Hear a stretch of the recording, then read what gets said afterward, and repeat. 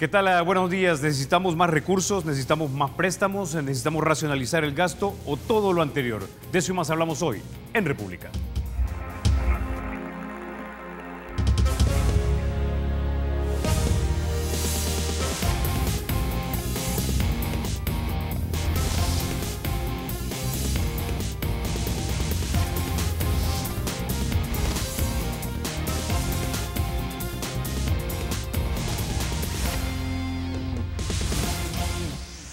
Bueno, sin mayor preámbulo vamos a introducir a nuestro invitado. Esta mañana es un placer tener aquí al señor ministro de Hacienda, don Carlos Cáceres. Don Carlos, bienvenido a República.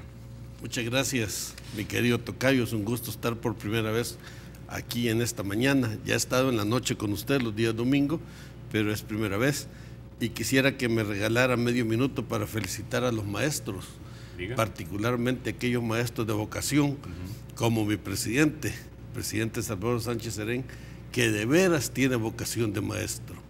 También es importante no solo felicitar a los maestros, sino que resaltar la vocación que se debe tener para esta profesión, ¿verdad? Así es, definitivamente. Le debemos mucho a nuestros maestros, nos inspiran y de repente nos ayudan a forjar el carácter para luego, esperemos, ser buenos ciudadanos. Señor ministro, antes de empezar, quisiera que pusiéramos en pantalla un sondeo que pusimos desde ayer por la noche.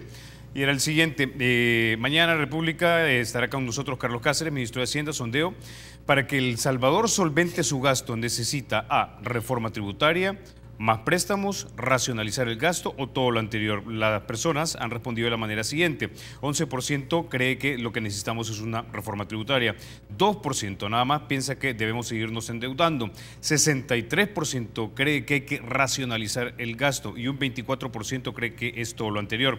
Hasta el momento 197 personas han votado. Esto no es un sondeo científico, siempre lo decimos, pero es una especie de termómetro. Entonces, comencemos, señor ministro, hablando de los recursos del Estado, porque está a punto de introducirse un anteproyecto de ley que iría orientado precisamente a transformar al Ministerio de Hacienda, o ya está en discusión este proyecto de ley para transformar al Ministerio de Hacienda en una especie de servicio de rentas internas o IRS como en Estados Unidos, para que puedan ustedes realmente persuadir y cobrar aquellos impuestos que se le deben al Estado. Bueno, yo pensé que primero me iba a preguntar que cuál era mi voto. Mi voto es que se necesita de todo.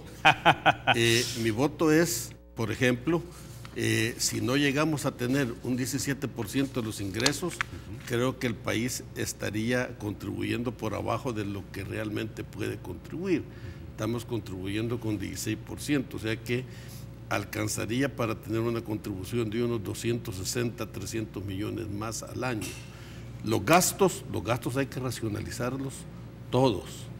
Yo en esto tengo una lucha permanente con mis queridos ministros, colegas y amigos, de manera que racionalicen todo. Hay que focalizar mejor los subsidios y hay que hacer una tarea de veras en todo sentido, inclusive en las peticiones de aumentos salariales.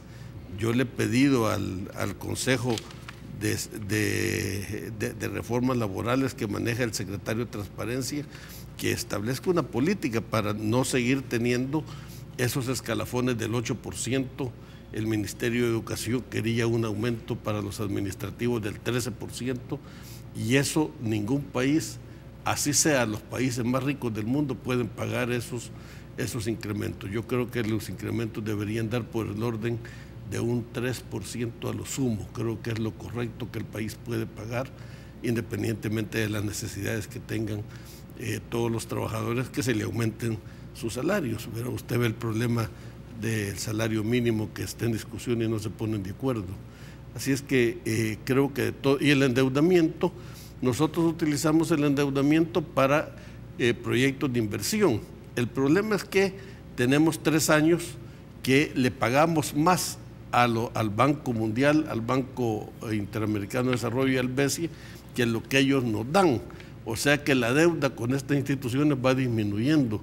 Lo que aumenta la deuda es la deuda de pensiones, que seguramente usted me va a preguntar en un momento. Claro que sí. Bueno, ya que abordó ese tema, porque lo de la propuesta de ley para el cobro expedito de parte del Ministerio de Hacienda es, digamos, parte de esta serie de medidas que irían orientadas a que el Estado tuviera más recursos. Hablemos entonces primero de lo que más, digamos, enardece a buena parte de la población, y es el gasto excesivo que de repente vemos en el Estado.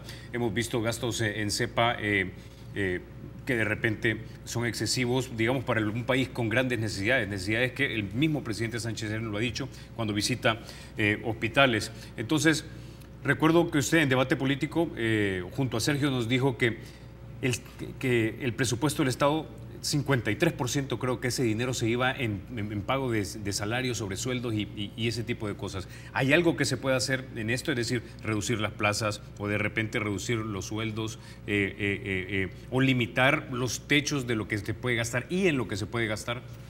Bueno, claro que sí. Ahora nosotros estamos formulando el presupuesto para el año 2017 y la política está en sincerar el presupuesto de tal manera que aquellas plazas que no estén utilizadas sean eliminadas, por ejemplo, porque eso da lugar a que no se ocupen las plazas, pero que transfieran esos fondos, los ministerios tienen autorización para eso, hacia otros gastos. Así es que yo sí creo que el tema del gasto es complicado porque es cierto, el 60% va para salarios, pero el 80% del presupuesto ya está asignado. Entonces, ¿qué podemos hacer nosotros con un 20%? Hacer política social, política económica, es bien difícil de eso. Ahora, con relación a los gastos que usted ha visto, que son alarmantes, yo quisiera rescatar lo que el secretario Lorenzana dijo.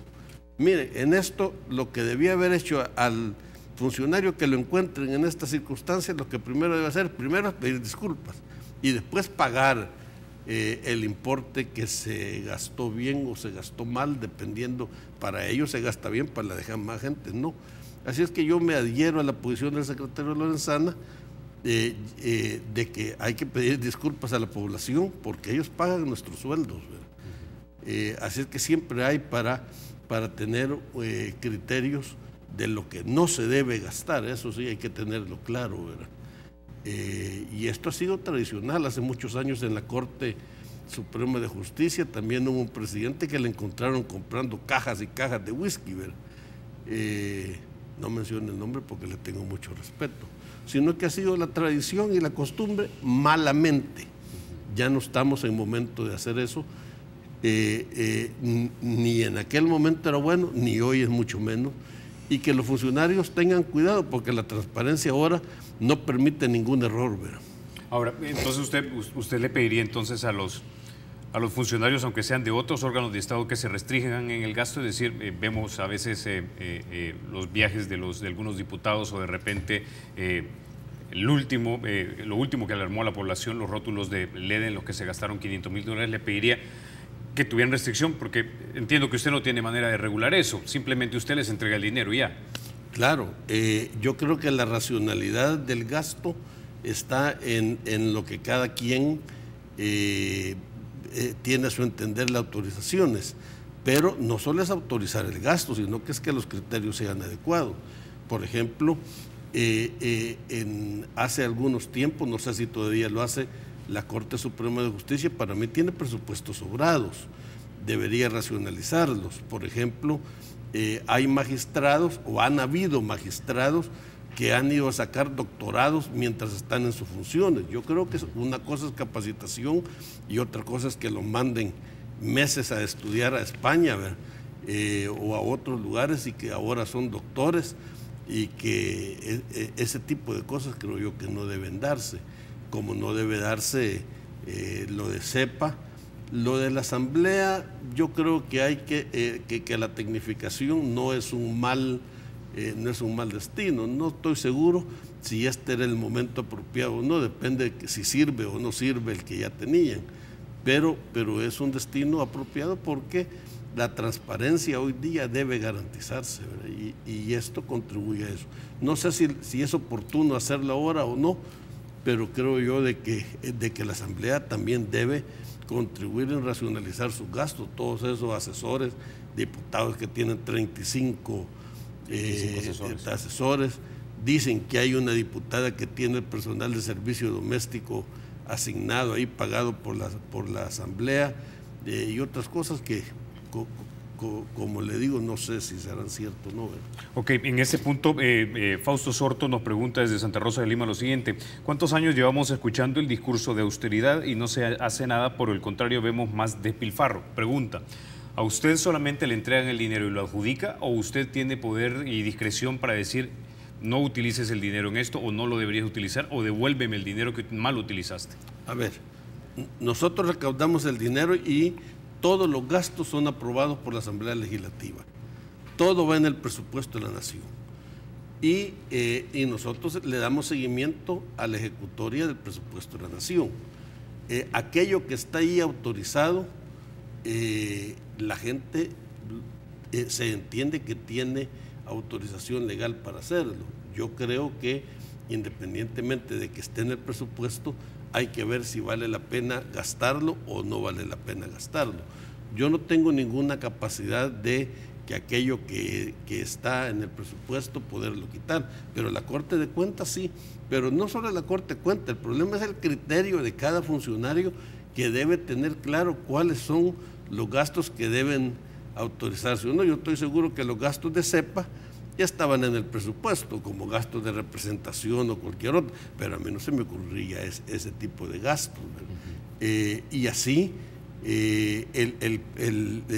los gastos que le menciono de la Corte, ellos les sobra dinero y se autorizan 4 o 5 bonos laborales al año. Yo no lo haría, porque creo yo que no es correcto que tengamos un órgano con gastos de primer orden y órganos con gastos de segundo o tercer orden. Don Paul Steiner nos pregunta también qué hace el Ministerio de Hacienda para los abusos como CEPA, porque solo han devuelto 5.000 de los 232.000. Ahora entiendo que CEPA es una autónoma. CEPA no solo es una autónoma, pero si eso fuera en un ministerio de los que nosotros le asignamos el presupuesto, la verdad es que quien debe controlar el gasto público es la Corte de Cuentas, no es el Ministerio de Hacienda. Nosotros autorizamos, preparamos el presupuesto y la Asamblea lo aprueba, ¿verdad? Pero la ejecutoriedad y la veracidad y la legalidad del presupuesto es la Corte de Cuentas quien lo ratifica, y quien ve si es bueno o es malo. En este caso, pues, de CEPA será la misma Corte de Cuentas y la misma Junta Directiva, porque hay que ver qué dice la Junta Directiva, que si ellos han autorizado estos gastos o no, ¿verdad? Yo creo que es bien importante saber cuál es la autorización que la Junta Directiva le ha dado a estos gastos, ¿verdad? Ahora, yo entiendo que de repente usted no puede hacer más, porque lo que la gente tal vez no sabe es que el presupuesto, cuando lo aprueba la Asamblea, es ley de la República y usted tiene que ejecutarlo, básicamente. Eso es lo que el Ministerio hace: conseguir los recursos, lo pasa, elabora el presupuesto, lo pasa a la Asamblea aprueba todo. Y es más, ahora desde el año 2010, ni siquiera las transferencias entre ministerios son autorizados por el Ejecutivo. Todo lo autoriza la Asamblea Legislativa. O sea que la Asamblea conoce todas estas cosas y ahí son públicos todo lo que hace, dígale a don Paul. Ahora, dentro del Ejecutivo, que digamos es donde tal vez usted podría tener un poco más de control, ¿tienen ustedes un análisis sobre cuál es la institución, digamos, en el que más desperdicio o despilfarro hay? Bueno, nosotros lo que hacemos es seguimos la ejecutoriedad del presupuesto y siempre estamos haciendo estudios, utilizando asesores sobre el tipo de gasto. Por ejemplo, hace un año y medio hicimos un estudio sobre los gastos en seguridad, que son públicos, ahí están en la página web del Ministerio. La vez pasada yo le oí a unos analistas que vinieron a decir: hemos descubierto No han descubierto nada, ahí están en el ministerio. Lo que no han descubierto es la página web del ministerio. Por ejemplo, hace unos días pusimos a circulación un análisis sobre el gasto en salarios. Ahora estamos preparando un estudio sobre el gasto que tiene el FODE, las alcaldías, para ver si vale la pena seguir apoyando a las alcaldías o ver qué hacen, si las alcaldías hacen buen uso del dinero que el Estado les da o no. También estamos preparando uno por el gasto de bienes y servicios. Entonces nosotros hacemos valoraciones siempre. Ahora el presupuesto va a tener una mejora sustancial porque vamos a elaborar un presupuesto por programa con enfoque de resultados, o sea que cada ministerio va a decir, yo tengo este programa, por ejemplo, voy a mencionar el programa de los útiles escolares. Este presupuesto gasta tanto, los indicadores serán estos, los tiene que validar la Secretaría Técnica. La Secretaría Técnica valida los indicadores que están en el Plan Quinquenal de Desarrollo y para luego valorar si ese gasto que realizaron en útiles escolares está de acuerdo a lo planteado en los objetivos generales del programa de gobierno. Y si no lo están, intuyo que para el año siguiente se le reduce. Si no están, se tiene que reducir, analizar, quitar, sustituir o hacer otro de una valoración mejor. Entonces, esto, fíjese que antes se manejaba el presupuesto por programa, pero en tiempos de Arena se cambió eso y se dio un presupuesto por áreas de gestión, o sea que por cada ministerio, sin valorar el gasto y sin nada. Quitar eso solo fue cuestión de un año, volverla a poner nos ha llevado a nosotros 3, 4 años de trabajo, porque a la gente hay que acostumbrarle, hay que enseñarle, hay que capacitar a definir programas, definir indicadores y definir que esos indicadores van a ser valorados al final del ejercicio. Ok, con ese ya nos vamos a la pausa. Seguimos hablando acerca de los recursos del Estado y cómo se les puede conseguir aumentos a los impuestos o préstamos o medidas que nos ayuden a reducir la evasión y la ilusión. Ya volvemos.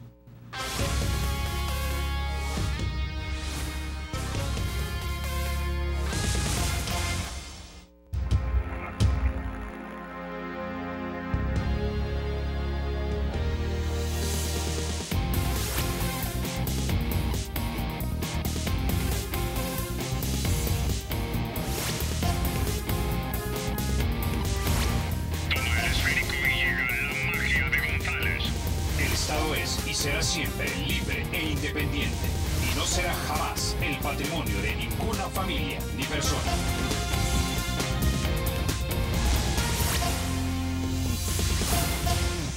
Gracias por continuar con República. Señor ministro, hemos escuchado a lo largo de estos 7 años y 2 años del presidente Sánchez Serén que este país necesita más recursos y se ha buscado estos recursos a través de distintos impuestos que se han ido aprobando a lo largo de estos 2 años y los años anteriores.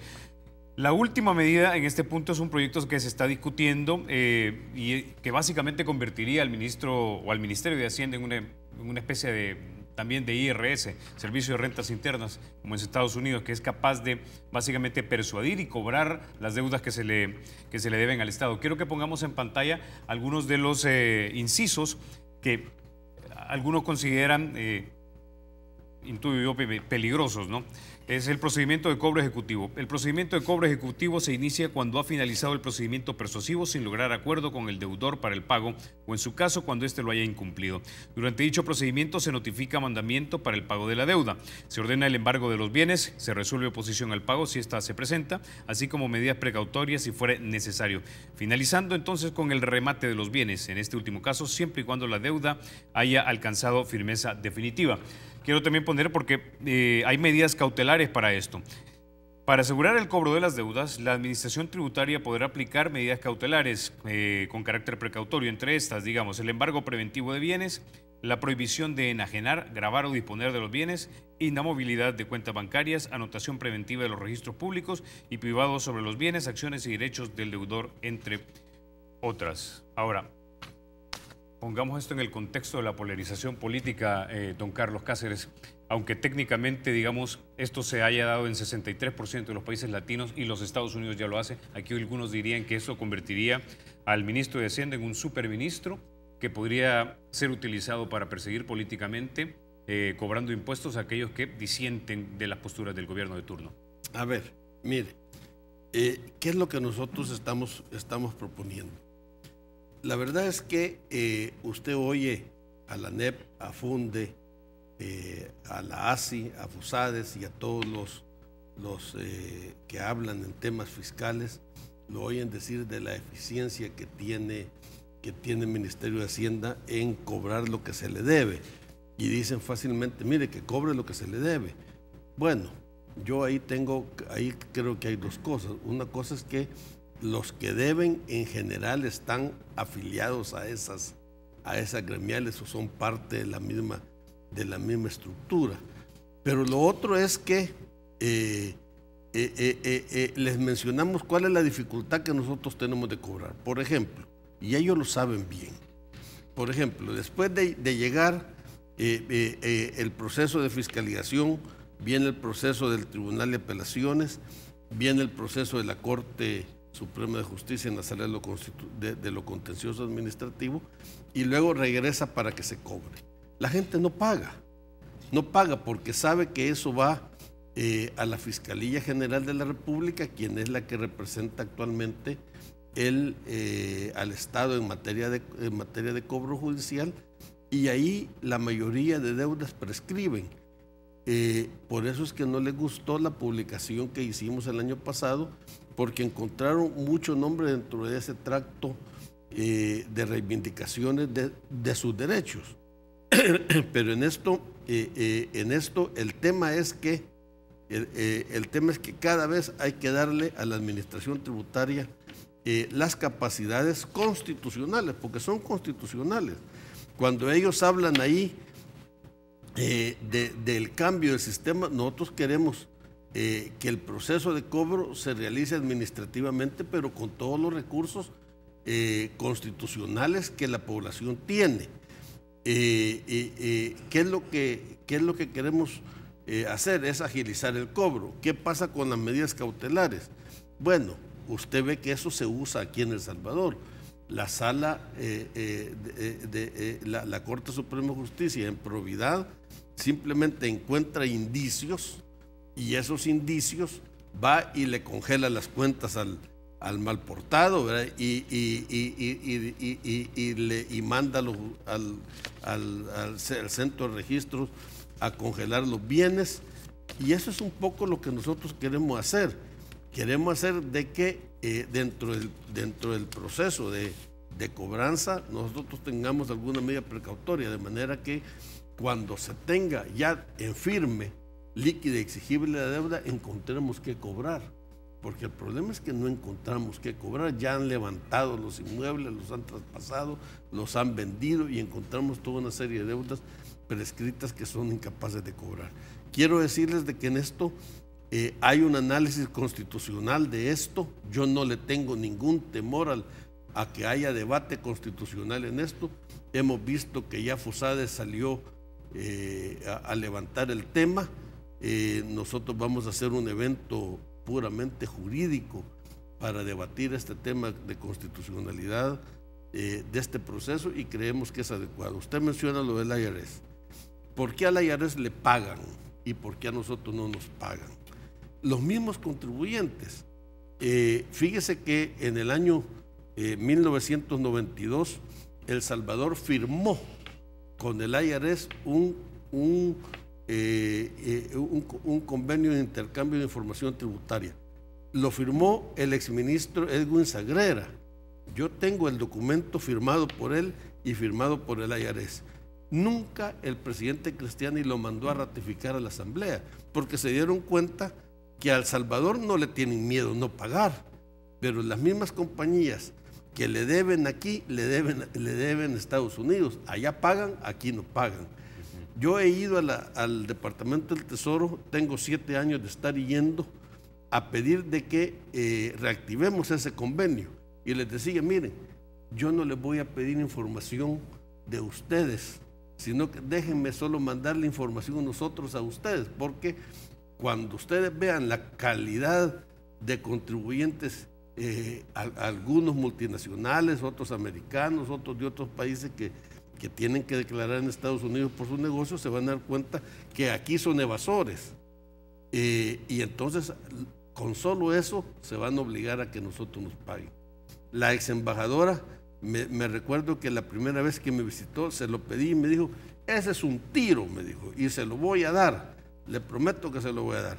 Hubo un agregado comercial que me dijo, le apuesto una botella de whisky que se lo doy antes de fin de año. Le dije, mire, deme la botella de whisky, yo no tomo, o sea, pero algunos llegan a la casa y toman eso. No me dieron nada. Llegó la nueva embajadora y también le he pedido que analicemos esto, porque yo creo que ahí está el tema del combate a la evasión y la elusión. Y también está el tema de los precios de transferencia. Hay empresas nacionales que tienen subsidiarias en Miami o en Panamá y consolidan su mercadería y transfieren la mercadería para acá a precios que les favorece para no pagar impuesto aquí, o venden a un precio en donde dejan las utilidades afuera que no les conviene aquí. Ya va en la iniciativa de precios de transferencia y también de esto el tema del delito penal. Nosotros no queremos meter preso a nadie. No, se lo juro que no queremos meter preso a nadie, porque la ley viene con excusa absolutoria, de tal manera de que si alguien ha cometido delito de no pagar los impuestos, eso, una vez los paga, él puede irse a su casa tranquilamente. Y para aquellos leguleyos que dicen no hay cárcel por deuda, el no pago de impuestos no es una deuda. Esa es una obligación solidaria con el país. Entonces, ahí vienen las diferencias que tenemos con FUNDE, FUSADE, la NEP y todos estos que corifean la misma cosa. El no pago de impuestos no es una deuda, es el compromiso incumplido de las obligaciones que tienen con su país. ¿Pero qué hay de aquellos que piensan que esto lo transformaría en un superministerio que podría utilizarse con fines políticos? Yo creo, mire, eso es lo que siempre dicen ellos. La verdad es que cuando un organismo del Estado ejerce su función administrativa y de alguna manera ejerce alguna jurisdicción delegada, entonces ellos dicen, estos con fines políticos. Así dicen de la declaración patrimonial. La declaración patrimonial, ¿sabe para qué sirve? Para determinar las rentas presuntas. Si usted tiene en este cierre del ejercicio un patrimonio y tiene el otro y no justifica con sus rentas, el ministerio puede empezar un proceso de fiscalización y decirle a dónde tiene sus rentas presuntas. Ahora, don Carlos, actualmente solamente un juez puede ordenar embargo. Si esto cae sobre esta dirección de cobranza, creo que se llamaría dentro de la ley, podrían prestarse abusos, dirían algunos. ¿A qué garantías tienen de que ese funcionario va a ser ecuánime? Que todo proceso puede ir a reivindicarse judicialmente. Lo que nosotros hacemos es pedir una delegación de hacer el proceso del juicio, pero cualquier cosa que la población no esté tranquila puede ir al juez de lo civil a alegar tercerías, puede ir a la sala de lo contencioso y tiene todos los derechos protegidos. No es un tema de superpoder, no es un tema de Superman, es un tema que cada quien debe pagar lo que debe, ¿verdad? Ese es el tema. Y que no podemos seguir en esto.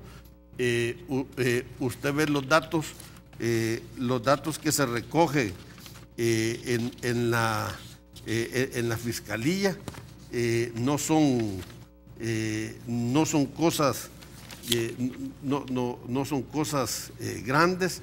Tiene una cartera de 130 millones y apenas se recogen unos cuantos millones. Es decir, se le adeudan 130 millones ahorita al fisco. Eso es lo que está en la fiscalía, fíjese. Lo que está en la fiscalía. Ahora, antes de que vayamos precisamente a lo que usted esperaría recaudar, cuando hablaba acerca de que se pueden ir nuevamente a las cortes contenciosas mire lo que país. Está. El año pasado había un saldo de 123 y solo recogieron ese año 4 millones.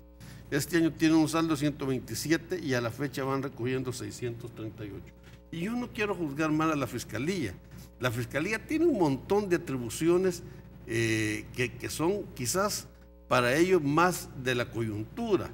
El tema, por ejemplo, de los delitos de sangre, de las maras, pandillas que tienen que darle prioridad. Ahora, don Carlos, cuando usted habla que se podrá acudir a las Cortes, a la sala de lo contencioso, este anteproyecto de ley también contempla algunos, digamos, restricciones, o no sé si decir restricciones, pero reglas especiales para el control judicial, se dice. Por ejemplo, se van a condicionar la adopción de medidas cautelares en los juicios de amparo y contenciosos administrativos al otorgamiento de garantías que cubran monto del impugnado. Se reducen los plazos para tramitación de estos procesos judiciales. La demanda de amparo únicamente va a proceder contra aquellas actuaciones administrativas respecto a las cuales se hubiera agotado la vía de lo contencioso administrativo. Y el plazo de interposición del amparo será de 15 días contados a partir del día siguiente el que hubiera quedado firmado la sentencia dictada en el proceso contencioso administrativo. Es decir, para algunos esto significaría que básicamente le están restando protecciones. No, porque algunas de las fechas, esas ya están contempladas actualmente en los procesos. Pero déjeme ponerle un ejemplo, ya que ahora estamos en la Copa América. ¿Qué es lo que se hace en otros países? El caso Messi, por ejemplo. A Messi le determinan que tiene que pagar impuestos. Y Messi, para ir a las Cortes, primero tiene que pagar. ¿Por qué? Porque así es la regla. Mire, para considerarle que el reclamo en la sala, en la Corte, tiene que pagar, y si él sale libre, entonces se le devuelve su caución, que puede ser una firma solidaria, puede ser una garantía bancaria, una garantía, o puede ser dinero, se le devuelve inmediatamente su caución. Pero si no, ¿qué es lo que sucede? El Estado ha dejado o ha tenido un proceso de varios años sin tener la posibilidad de poderlo cobrar. Y algo más, como le repito, sale de la sala de lo contencioso administrativo y va a la Fiscalía, y ahí a lo mejor prescribe el cobro de las obligaciones. Todas las reclamaciones judiciales las puede hacer el contribuyente, todas. O sea que no hay ningún remate de los bienes, no se le quita nada en tanto la deuda no sea confirmada por la sala de lo contencioso. Entonces, okay.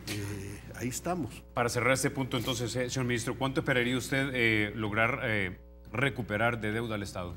Bueno, fíjese que los cálculos que ha hecho el Banco Interamericano es que una vez ya esté trabajando el sistema a plena capacidad, porque nosotros tenemos que hacer toda una labor administrativa interna, podríamos recaudar alrededor de 300 millones adicionales. Y eso no está ajeno. Fíjese que en el cambio anuales, en el cambio que hicimos al Código Tributario en el año 2009, recogimos cerca de 200 millones de dólares, que era simplemente hacer un cambio en las retenciones y otras cosas, y en el Código Tributario reformamos más de 120 artículos del Código Tributario, y eso nos dio una recaudación, solo eso, sin aumentar impuestos, de alrededor de 200 millones de dólares. Una pregunta más, y si cerramos el tema. La mayoría de las personas que, digamos, adeudan al fisco, bueno, ¿son personas naturales o son empresas? Mire, lo que pasa es que son pocas empresas que deben mucho, okay, o un montón de personas naturales que deben cantidades menores, pero está por igual, la conducta tributaria no es buena en este país. En este país es vivo quien no paga impuestos, y esa mentalidad hay que cambiarla. Debe ser una vergüenza no pagar impuestos, debe dar pena de que su vecino lo esté viendo y sepa que debe pagar impuestos y no lo da. Por eso es que han puesto una solicitud en la sala de lo constitucional para no publicar los listados, pero yo siempre le he dicho, mire, estamos trabajando en los listados. Ya aceptó la sala de lo constitucional, pero no ha puesto ninguna medida cautelar sobre la publicación de los listados. Estamos trabajando en eso. Acérquense a arreglar, si ahí se les va a arreglar. Ahora ya no vamos a hacer una sola publicación, vamos a hacer varias para que no se ofendan que los hemos vinculado unos con otros. Hoy vamos a hacer varias, en varios días separados para que no se ofendan y no rasguen sus vestiduras aquellos que están en proceso de análisis tanto en el Tribunal de Apelaciones como en la Corte. Ok, como decía, nos quedamos, cuando regresemos seguimos hablando de cómo pretende este gobierno aumentar los recursos para el Estado, y hablamos acerca de esta herramienta que le ayudaría a recuperar parte de esa deuda, pero también hay que combatir la evasión y la ilusión, y en eso coinciden todos. Pero ¿cómo se hace? Ya volvemos.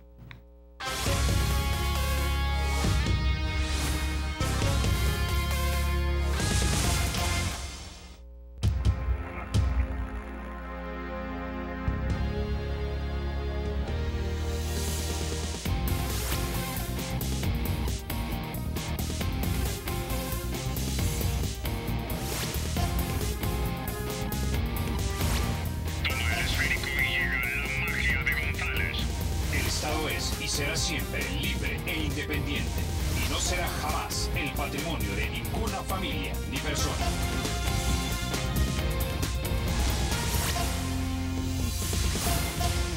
Gracias por continuar con República. Nos queda poco tiempo, señor ministro, así que vamos a pasar al tema de pensiones. El día de ayer, Asafondo publicó un comunicado y rescato 2 puntos. El número 1 es básicamente que ellos alegan que el proyecto que se había presentado anteriormente sigue siendo el mismo, y básicamente se trasladan los ahorros a un fondo público de los trabajadores donde se pierde la propiedad de los mismos. Es decir, se nacionalizan los ahorros de los trabajadores. Y creo que el rechazo a esto, sin temor a decirlo, es casi transversal. No sé si la mayoría de salvadoreños, pero por buena parte de los salvadoreños. ¿Por qué? Porque aunque ya sabemos que a los que están en el sistema de pensiones privado les va a alcanzar para poco, es decir, 3, 4, 5 años, el dinero sigue siendo de ellos. Y en este país hay un paradigma, y el paradigma es el siguiente: si eso es mío, ¿por qué me lo van a quitar? Aparte, hay un artículo en la Constitución, creo que es el 103, que dice que el Estado no puede nacionalizar sin una justa y previa indemnización. Bueno, quiero decir lo siguiente. La discusión del tema de las pensiones tiene 2 instancias. Una es la que realizan los diputados, del cual nosotros estamos fuera de esa discusión. Pero hay un ofrecimiento que hizo ese comité formado por ANEP, por Contradefop, FUNDE, FUSADES, intelectuales, dijo don Álvaro Trigueros ahí, a pesar que yo no vi ningún intelectual ahí, ¿verdad? Pero bueno, y estoy esperando esa propuesta de esa mesa de élites que van a hacer sobre el tema de las pensiones. Pero nosotros como Ministerio de Hacienda siempre vemos el problema desde el punto de vista de quién paga toda la problemática de las pensiones.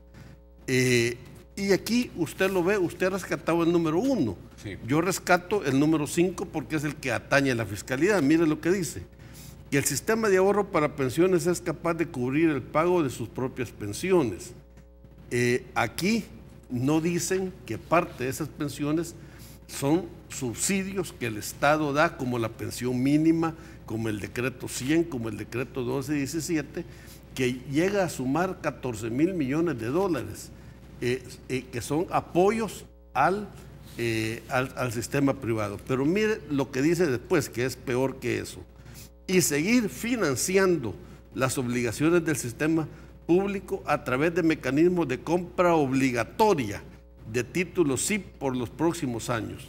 ¿Qué está diciendo? Que ellos quieren seguir con el actual sistema. Con el actual sistema de que ellos van a emitir, ellos van a comprar los SIP, ¿verdad? Y seguir endeudando al país. Pero técnicamente eso está demostrado que en los próximos 10 años llegaríamos a tener casi 1.700 millones de desembolsos solo en pago. Solo en los próximos años son alrededor de 600, 700 millones por año que seguiríamos endeudándonos. A ellos no les importa que El Salvador se endeude. A ellos no les importa. El presidente del grupo propietario de Crecer y el presidente del grupo propietario de Confía llegaron a decirle al presidente esto mismo: no se preocupe, presidente, nosotros vamos a seguirle financiando el pago de las pensiones, y vamos a seguir nosotros garantizándole que va a tener dinero. No haga nada, no gaste su activo político. Y yo le pedí la palabra al señor presidente y le dije, presidente, ¿y quién va a pagar la deuda? Porque esto significa la diferencia entre el modelo que está proponiendo el sector privado y el modelo que estamos proponiendo nosotros. Y ese es el fondo del problema. Ellos quieren que nosotros sigamos endeudándonos y dicen que para pagar la deuda, dice al final las últimas, dice, lo sustituyan este mecanismo por otros que realizan la carga fiscal del Estado. Lo que significa de que dejemos fuera los programas sociales, que dejemos fuera las obligaciones del Estado para incluir el pago de la deuda acá. Y eso es lo que parte de la problemática que tenemos. ¿Qué es lo en contra nosotros que proponemos? Mire, don Carlos Toledo, usted quiere su pensión mínima, venga, contribuya para ello. Pague eso, no tiene por qué usted recibir ningún subsidio del Estado. Si usted no es merecedor de ningún subsidio porque no es persona vulnerable, no es pobre, tiene trabajo, pertenece a ese 20% de la población económicamente activa, que es un selecto grupo de ciudadanos que están afiliados a un sistema de pensión. Y esa es la diferencia. Nosotros queremos que todos contribuyan y que el país ya no siga endeudándose. Fíjese que y ellos aquí están proponiendo esto, miren, y lo dicen claramente y no les da pena. Y él es capaz de cubrir sus propias pensiones y de seguir financiando las obligaciones del sector público a través de un mecanismo de compra obligatorio. O sea, parten del hecho que es una obligación comprar SIP, si ellos mismos lo hicieron en el año 2006. Es decir, lo que están planteando es básicamente... sigamos endeudándonos. Decidir, no hacer nada. Ahora... Hablando del proyecto que ha propuesto el gobierno, el punto 4 habla acerca de cobertura, sostenibilidad, eficiencia. Le pregunto esto y le digo así, se lo planteo así. El economista César Villalona, cercano al frente, nos ha dicho que en este país hay potencialmente 6 cotizantes por cada persona que se pueda jubilar. Sin embargo, eso requeriría un esfuerzo de formalización y es de lo que de repente no se contempla en el anteproyecto de ley de reforma fiscal. Y luego tampoco se hicieron reformas paramétricas, es decir, lo que yo contribuyo, cuánto tiempo trabajo, cuándo me voy a retirar, es decir, hoy vivimos más y todo eso. Entonces dicen, esto realmente no es un proyecto integral en sí mismo, técnicamente hablando, incluso si dejamos fuera este argumento que aparentemente es para seguir con el negocio del sistema privado. Qué bonito lo dijo usted. Pero volvamos al 4, que aquí está la otra cara de la moneda.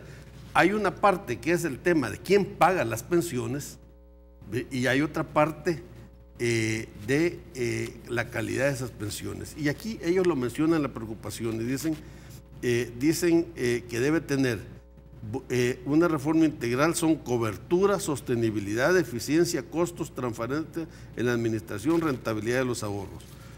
Sí. El sistema que hoy estamos cuestionando de capitalización manejado por las AFP en 18 años no ha mejorado nada de esto, nada. Por ejemplo, la cobertura. La cobertura en el ICE y el Seguro Social eran 595,000 afiliados, hoy son 660. En 18 años solo ha crecido una cobertura de 60,000 afiliados. Es un fracaso. ¿Sabe por qué?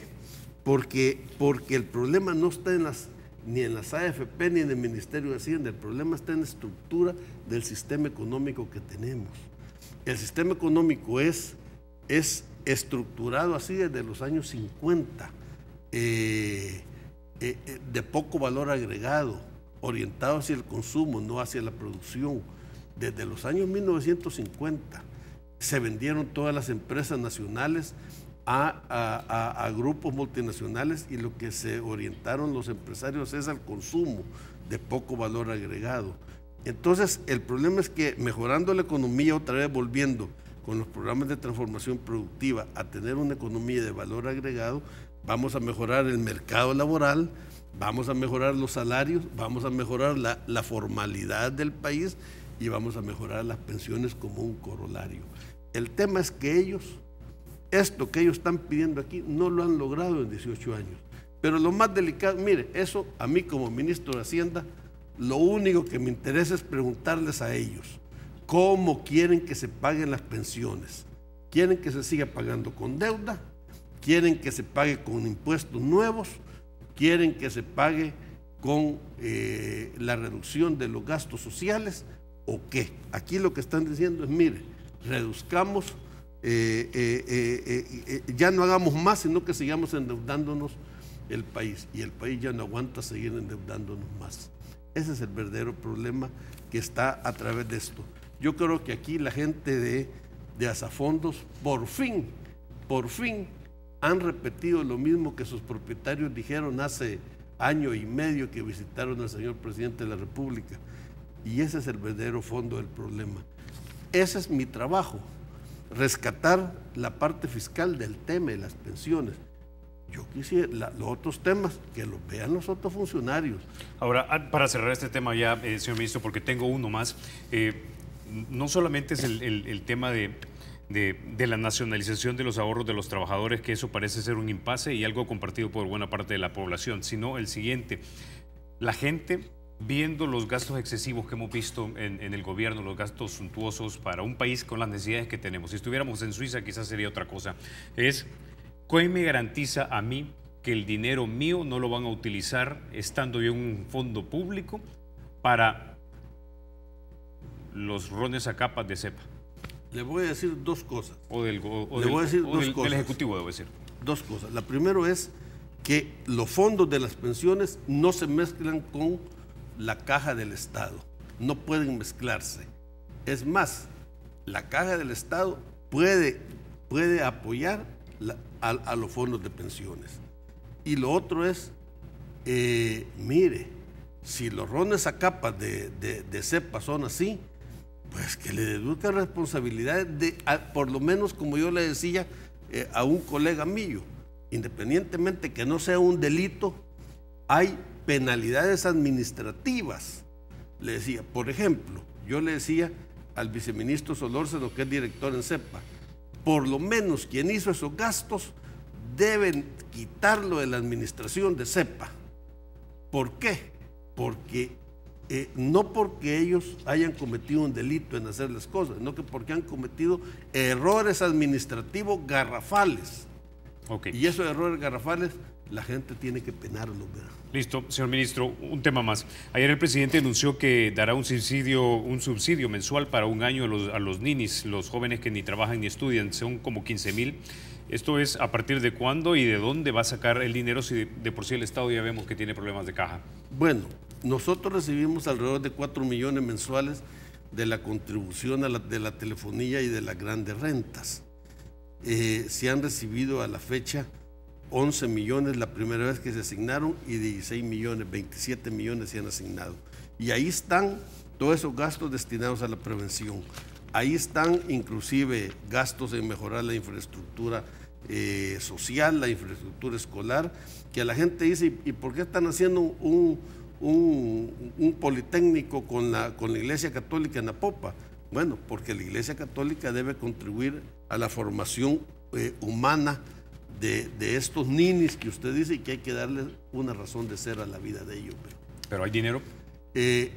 Para eso sí hay dinero, porque yo esos 4 millones yo no lo puedo tocar para los otros gastos del Estado. Fíjese cómo son las cosas. Ahí están en cuentas separadas, como se van a manejar los 152 millones en cuentas intocables. Para mí son intocables. Una cosa es la caja del Estado y otra cosa es los depósitos de este tipo de cuentas. Y para eso sí, lo que hay es una asignación de recursos. Ahora, esto ya generó críticas. El presidente del Partido Arena, don Jorge Velado, en su página de Facebook, afirmó que esto es una limosna y que mejor debería producirse los empleos que se necesitan para poder insertarlos a la economía nacional. Quizás el presidente el presidente de Arena no ha entendido, pero justamente esto es que hay ni el que estudia ni el que trabaja. De tal manera que el que ni estudia hay que darle estudio y hay que generar una forma para que vaya a estudiar y que en lugar de pagarse la vida con extorsiones se le obliga a ir a estudiar. Y el que ni trabaja, hay que darle un sistema de emprendedurismo, hay que capacitarlo para la vida buena, de tal manera de que ahí hay un gasto tanto en generación de empleos como en generar un sistema de empleabilidad adecuada. Es muy, voy a utilizar una palabra muy light, es muy light que el presidente del COENA diga esas cosas, no le luce a él decir eso. Es un buen amigo, lo aprecio mucho, pero no le luce, se lo voy a decir.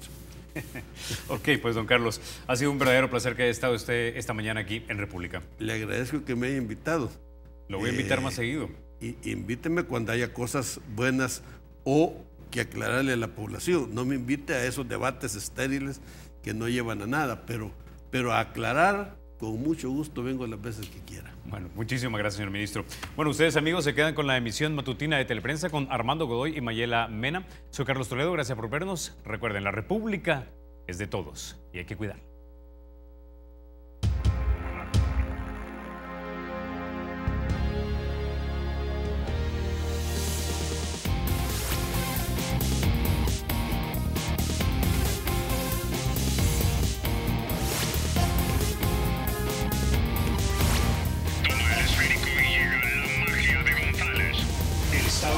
Será siempre libre e independiente y no será jamás el patrimonio de ninguna familia ni persona.